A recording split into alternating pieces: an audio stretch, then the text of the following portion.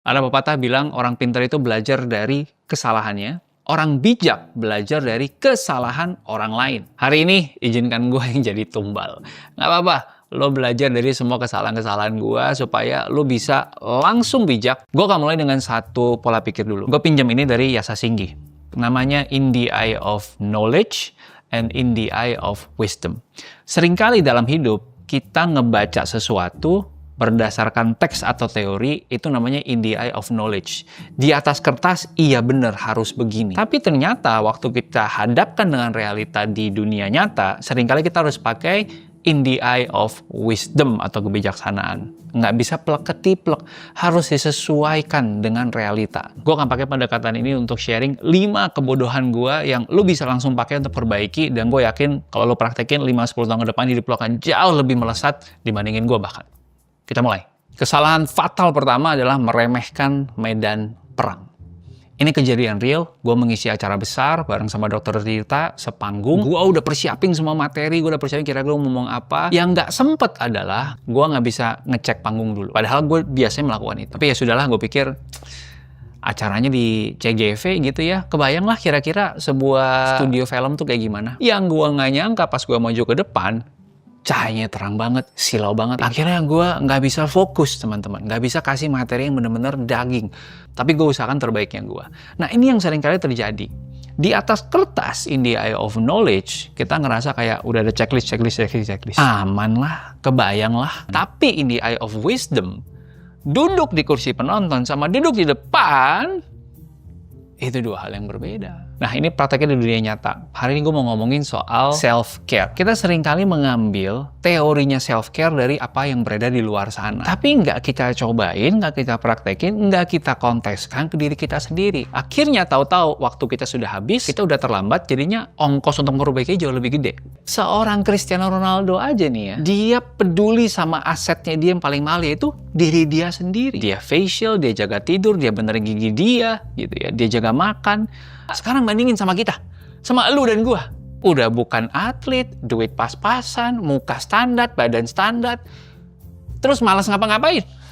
Kacau, pantesan kita juga biasa-biasa aja jadinya hidup. Catat ini, self-care is a form of self-respect.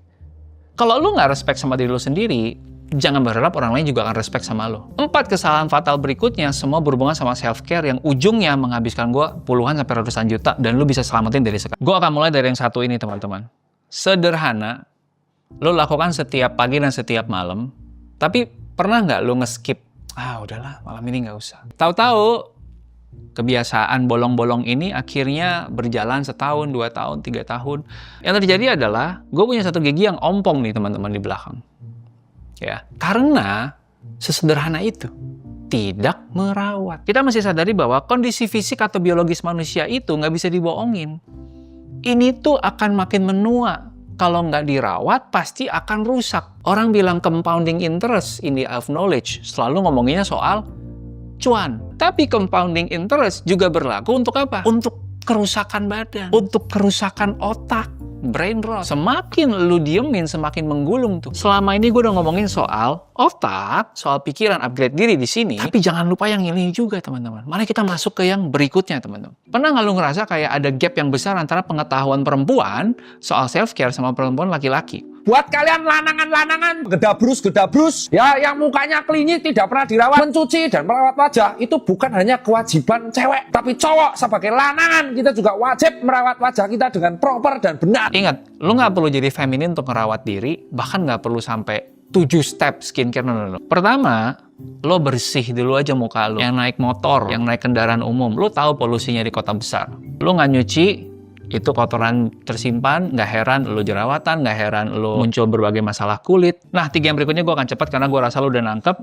Vitamins. Apapun itu yang lo ngerasa badan lo kurang, minum itu. Karena dampaknya akan luar biasa banget. Coba lu cek darah, lu lihat dalam tubuh lu itu kekurangan vitamin apa. Coba perbaiki, itu akan sangat improve kualitas hidup lu.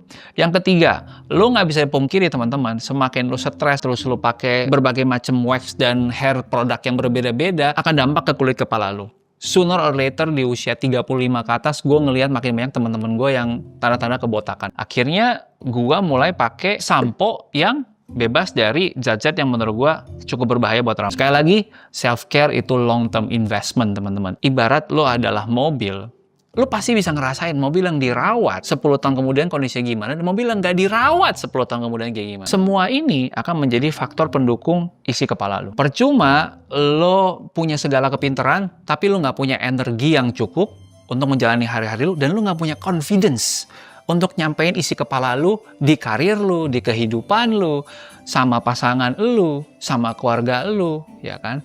Atau untuk kebutuhan lu personal branding. Jadi menurut gua nggak cuman isi kepala yang kita develop, tapi kita juga benerin dari sisi yang lainnya. Sehingga 1% lebih baik setiap hari, efek compoundingnya itu makin gede, dan kita mencegah efek compounding yang sebaliknya. Mulai rawat, mulai praktek, mulai dari yang kecil dulu, mulai dari yang lo bisa.